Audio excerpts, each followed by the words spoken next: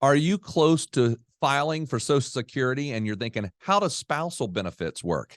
How does it work if my spouse is a little bit younger than I am, maybe a little bit older than I am, maybe the one that didn't earn as much as the other? How does all of that work? Well, in this episode, we have a great guest, a consultant we work with, Heather Schreiber, and she walks us through all the details. And by the end of this episode, we hope that you have peace of mind and security when you come to think about, how do I file for Social Security? To learn more about how to secure your retirement and all the different elements you need to know, please subscribe to our channel and hit the bell so you'll be notified when we release episodes every Monday. We have helped hundreds of our clients gain clarity and get on the path to a great retirement.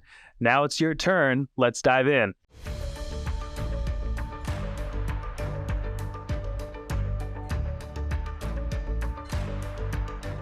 Welcome, everyone, to Secure Your Retirement Podcast.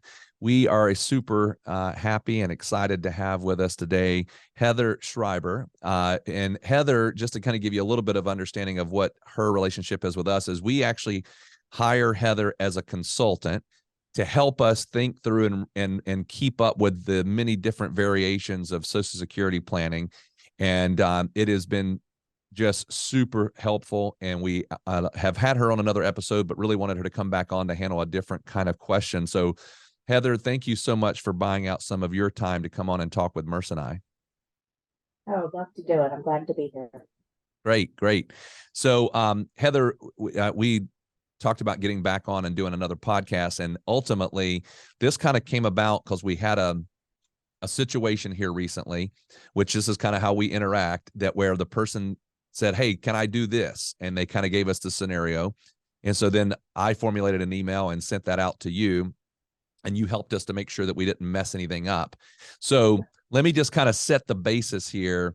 And then what I would like to do is just talk this through with our listeners so that they can hear this. And then we're going to kind of have a few other questions as well. But here's the situation. We had a client come to us. Him and his wife are a little bit different in age. And the question came about, he said, I'm going to wait until 70 until I take my Social Security. She, though, he said, I want her to start when she's 62 is the idea. And then she's going to take her benefit at 62. So a reduced benefit. And then then what I want to know is that if I were to pass away, will she step up and get my benefit? And honestly, I couldn't remember if she was going to get a reduced benefit at that point because of starting early, or will she get the full spousal? But could you kind of walk us through what that particular situation looks like and how that would play out? Sure. So a couple things. Let's sort of deconstruct it a little bit. So, you've got obviously a disparity in the income benefits, which is always something we want to pay attention to. And so the fact that he was going to wait until 70 means that if he predeceases her, which was the initial question, what happens to the benefits? Well, the first thing that happens that some people don't know is when you're married and one of the two in the couple passes away, the higher benefit is what remains. So the fact that she took at 62 doesn't negatively impact her ability to step up to the survivor benefit. Now, the difference between a spousal benefit while living, so meaning when they're both alive. So if she were entitled to, and I think we got into this too. So if she were entitled to a higher benefit once he filed, so that's the other thing is that I think that became part of our conversation is that Yes. She filed at 62. She had earned her own retirement benefit.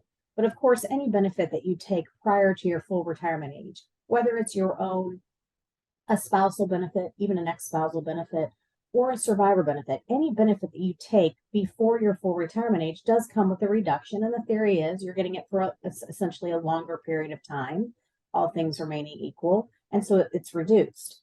Well, with spousal benefits, the maximum spousal benefit that she could collect would be 50% of his full retirement age benefit. So notice you said he was waiting until 70.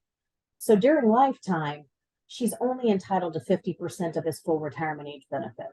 With survivor benefits, she would step up to as much as 100%. And that's the critical thing. Not only does she step up to 100%, but she also can inherit those delayed retirement credits that he earned by waiting until 70. And that's why it's so critical when you're dealing with married couples, particularly a disparity like that, where she's got a much smaller benefit. He's waiting till 70, knowing that, if I wait till 70, I'm going to get the maximum lifetime benefit for us. But also, if I pass away, and assuming that she's at least full retirement age when he passes away, so say her full retirement age is 67, then she's going to step up to 100% of his retirement benefit. Now, her own benefit goes away because it's a smaller benefit, but she gets the delayed retirement credits that he earned during his lifetime. So I think that's where your question went. And I think, of course, I can never answer any question with a very simple one sentence answer. So I think we got into, okay, well, what happens then if when he files? So she's already filing at 62. We know that even if half of his spousal benefit is higher than hers, she can't collect that spousal benefit until he files. Okay. And so I think we went on to say, okay, let's play this out. She files at 62. She's getting her small retirement benefit. So let's fast forward. He has now filed. That's the critical ingredient for determining, okay, so now he's filed. A question I get all the time, and where we went with that conversation was, but what if half of his benefit's higher than her own retirement, her own reduced retirement benefit? And I said, she can step up, but that benefit's going to be added, that difference between his greater spousal benefit under his record and her reduced retirement benefit, that difference is going to be added to her reduced benefit. And so instead of getting the full 50%, she'll get slightly less than that because she filed for her own benefit early. So as you can see, there's so much complexity to Social Security benefits, and it's hard for even those of us that talk about it all the time to get it all straight. But the big takeaway is with respect to particularly a wide disparity in income benefits, I don't have a rule of thumb in terms of, when everyone should file, but certainly when we're dealing with couples that have definitely a difference, a marked difference between what they've earned over their earnings history, I always try to say, hey, if we can, one takeaway is if that higher wage earner can wait to full retirement age or beyond, it's going to not only create more guaranteed lifetime income for the two of them, but it's also going to secure a higher survivor benefit for whomever survives the other, because we're going to lose that lower benefit.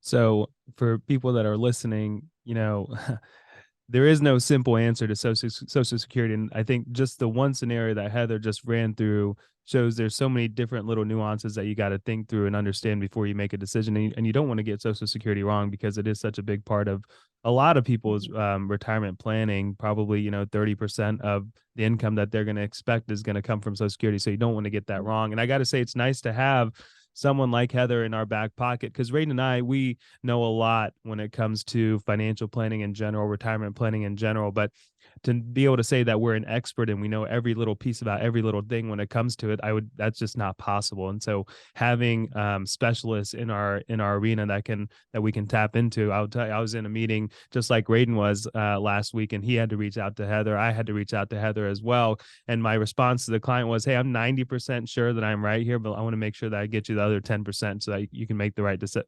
decision here. So I got on the phone with Heather. She gave me the right answer that I already gave to the client. I called him back and said, hey, I was right here, and let's go ahead and file in this way. So, but Heather, I want to touch back on, it is a complex situation and there's a lot to understand there, but I want to go back to the basics here and it doesn't need to take long, but just for someone who is not even close to Social Security yet, maybe they're 60, but they are 60 and they're starting to contemplate, do I start it at 62? Do I wait till full retirement age? Do I wait all the way until 70?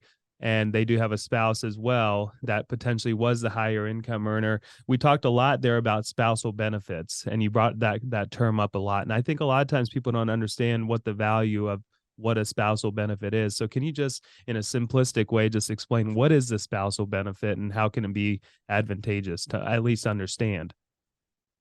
Yeah, for sure. And it is one of the most confused topics. So spousal benefits are designed to pay a a spouse, and you have to be married. Now, when I say spousal versus survivor, okay, I'm talking about when both spouses are still alive. They have to be married for at least 1 year in order for a dependent, I'll call a dependent or lower earning spouse to collect a spousal benefit. So here's the good news. If you have a spouse that perhaps never worked long enough, they were raising a family, whatever the case may be, and they didn't earn those 40 credits or quarters of coverage, that's essentially equivalent to about 10 years of work to get eligibility under their own earnings record, then it's not that they don't get anything. They are entitled to the greater of their own retirement benefit if they've earned it. But if they haven't, then they're entitled to a maximum of 50% of their, I'll call them worker spouses, full retirement age benefit. So if I have a worker that has a primary insurance amount of $2,000 a month at their full retirement age, we'll say that their full retirement age is 67 because they were born in 1960 or later, then that equates to a maximum of 50% of that $2,000 figure that would go to their dependent spouse. Again, have to be married for 12 months. The other critical ingredient is that the worker spouse has to file for the benefit. And that's one of the questions I get. Well, when can my dependent spouse collect a benefit under my record? And the answer is you have to file. As the worker, you have to file first. So often it becomes sort of a challenge to decide to balance the higher wage earner saying, gosh, I'm the one that's got the benefit that I've earned. I have to file in order for my dependent spouse to collect a benefit. But then I also know that the value of waiting a little bit longer is going to help us long term, because the reality is people are living longer. And so it becomes a balance, a challenge to figure out what that sweet spot is when you've got a dependent spouse that can't collect anything until the higher wage earner files, but we're also living longer, and you have to look at that. So that's why it's so incredibly important to have people in their corner like the two of you, because the other thing is the Social Security Administration, they're overworked, and they're certainly not in the business of helping you navigate those critical decisions. And so that's something that you really need to work with someone like you two to make sure that they are really dotting their I's and crossing their T's. Yeah, I'd like to go back and just clarify one thing that you said there on the spousal benefit. And I think sometimes with spousal benefit, we get caught up in simplicity of, it's you either get your own benefit or you get half of your spouse's. And this phrase is used, the higher of the two, which is true, I think. But I think what a caveat or a disclaimer that should be added, and it's confusing for us too, is that it's only up to that person's full retirement age. So it's not half of that 70-year-old's benefit. It's only up to that person's full retirement age, which right now is around 67. So I think if you're listening, I think that's a key ingredient to deciding on spousal and understanding what you're going to get from spousal. It's not truly 50% of. And also on the flip side of it is if you take it earlier, so say your full retirement age is 67, but you decide to take it at 65, or I'm sorry, the spouse has to wait until full retirement age to get that true 50%, right, Heather? Right. So here you just kind of we're on the same wave. I like to use examples because I think it helps people conceptualize what we're talking about. If we're talking about a wage earner that has a full retirement age benefit of $2,000, then that means the maximum spousal benefit to their dependent spouse, let's just make it easy, they haven't earned their own benefits because they stayed home to raise a family. The maximum is going to be 1,000, right? If that wage earner, the working spouse, takes a benefit at 62 and instead of getting 2,000, say gets 1,400, then the dependent spouse's starting point is still 50% of the 2,000. Okay. And just like you said, Merce, if on the other side, if the wage earner decided to wait until 70 and now was getting a $2,600 benefit or whatever, then it's still 50% of 1,000 for that dependent spouse. How much of it, we say up to 50%. What determines whether the dependent spouse gets the full 50%? It's dependent upon when he or she files for it. So in this case, if we're talking about a stay-at-home mom, if she takes that benefit at 62, we're starting at 1,000, but her spousal benefit will be reduced because she's taking it early. Now, keep in mind, remember I said, in order for any dependent benefits to be paid, our wage earning spouse has to file. So there's a lot of stuff that goes in there, but the point is you're always starting at 50% of the higher wage earner's full retirement age benefit. That's also called their primary insurance amount. That's your starting point, whether or not the dependent spouse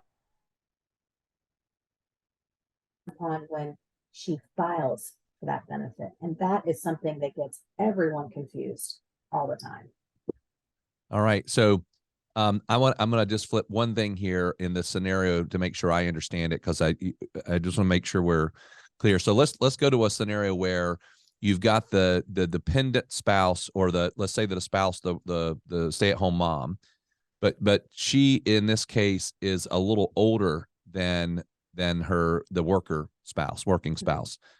So let's say that person, the one who was the higher income earner, decided to file at their age 62.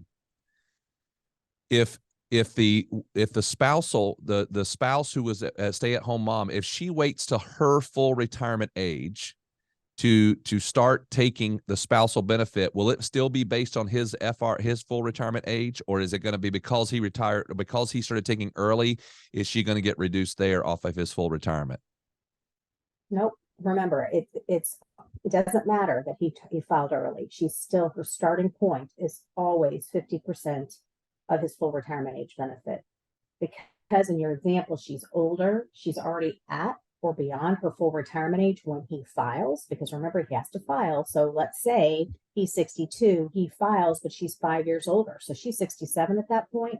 She's going to get that full $1,000 because she's at full retirement age, even though he's only getting 1,400. She's not going to get half of 700. I mean, 700 or half of 1,400. She's going to get the full 1,000 because she herself is at full retirement age when she becomes eligible for that spousal benefit. So yeah, it's fun to sit here and talk to you about it, and it all makes sense in this moment, but then it all kinds of blends back together in one big pile of mush, really, when we leave this conversation. So and I feel like that's probably the same for anyone that's thinking about whether or not to turn on Social Security and how it all works. So just know that we're happy to help you understand it, and know that we have Heather in our corner also as well. Heather, I think there's one more topic that I want to touch on. There's been some strategies, and there's a ton of strategies, but there's some that have all but gone away. There's a file and suspend method that's now gone, so there's no reason to talk about that. But there is a restricted application that is starting to go away. I think in our pre-talk here, you mentioned that there's not many options left to use it, but I think it would be good for people to understand what that is and what age they would have to be to even qualify for that. All right.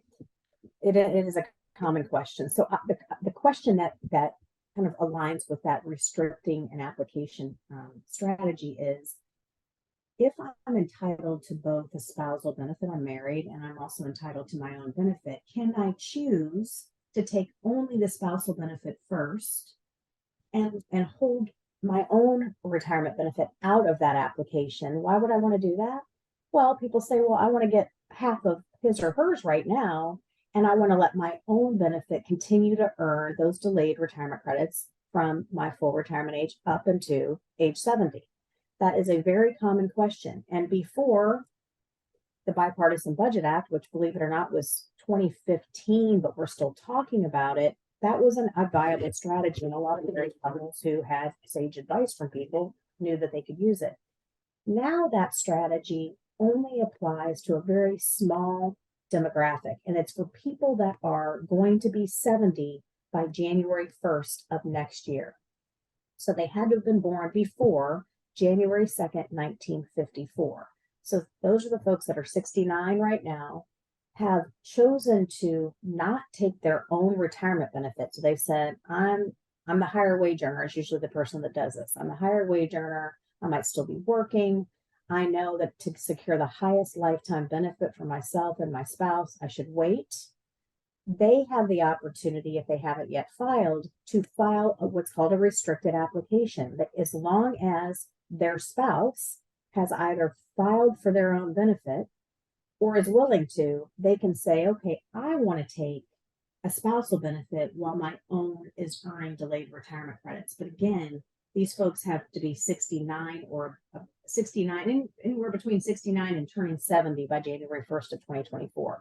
So this group of folks that can do it is a very small group of folks, but anyone listening to this needs to call the two of you, because I do run into it on occasion where people had no idea that, perhaps like in your example, they were the higher wage earner was waiting until 70. That's the plan.